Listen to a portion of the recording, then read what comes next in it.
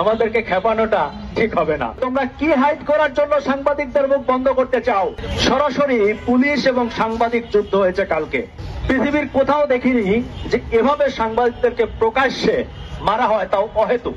সারা বাংলাদেশে যে সাংবাদিকরা আছে তারা কয়েকদিন পরে কি পরিমাণ মারটা খাইতে পারে একটা চিন্তা করে দেখেন তো। এভাবে মার খেয়ে আমাদের পড়ে থাকলে চলবে না, আমাদের প্রতিবাদ করে বেঁচে থাকতে হবে। গতকালকে যে ঘটনা আমরা দেখলাম, আমার কাছে কখনোই মনে হয়নি যে এই যুদ্ধটা সাংবাদিকদের বিরুদ্ধে করা হয়নি। সরাসরি পুলিশ এবং সাংবাদিক যুদ্ধ হয়েছে কালকে, সরাসরি। আমি পৃথিবীর কোথাও দেখিনি যে এভাবে সাংবাদিকদেরকে প্রকাশ্যে মারা হয়, তাও অহেতুক। কোন সাংবাদিক যদি সেখানে ডিস্টার্ব করতো, ঝামেলা করতো, যে হ্যাঁ তাকে পিটিয়ে সরিয়ে দিয়েছে, তা না। কালকের কর্মকাণ্ড দেখে, পুলিশের কর্মকাণ্ড দেখে মনে হয়েছে যে তারা স্পেশালি কোনো কিছু হাইড করার জন্য এটা করছে। এবং এই পুলিশদের কাছে আমরা জানতে চাই যে তোমরা কি হাইড করার জন্য সাংবাদিকদের মুখ বন্ধ করতে চাও? তোমরা কি লুকাতে চাও জাতির কাছে? সেটা আমাদের কাছে স্পষ্ট করো, ক্লিয়ার করো। সাংবাদিকদেরকে এভাবে ফেলনা ভাবলে চলবে না।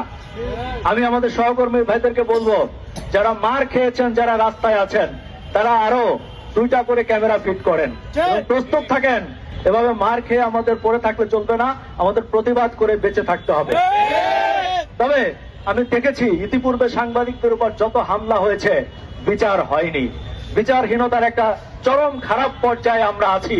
আর তাই তো আমি মাঝে মাঝে আফসোস করে বলি যে এই দেশে কোনোদিন ভালো সাংবাদিক পয়দা হবে না। যে জাতি, যে দেশ গুণের কদর করতে জানে না, প্রফেশনালিজমকে সম্মান করতে জানে না, সেখানে ভালো মানুষ, ভালো সাংবাদিক জন্ম হয় না। ঠিক সেরকম একটি খারাপ এবং অন্ধকারের দিকে আমরা যাচ্ছি।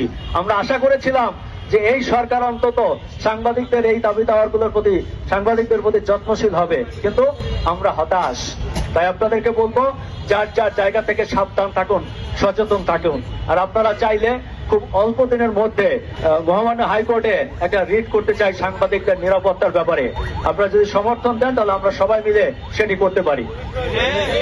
আর একটা ব্যাপার আমি আপনাদেরকে বলতে চাই, সরকারকে বলতে চাই, পুলিশ বাহিনীকে বলতে চাই, যার যার কর্মদক্ষতা দিয়ে যার যার পেশাদারিত্ব পালন করবেন।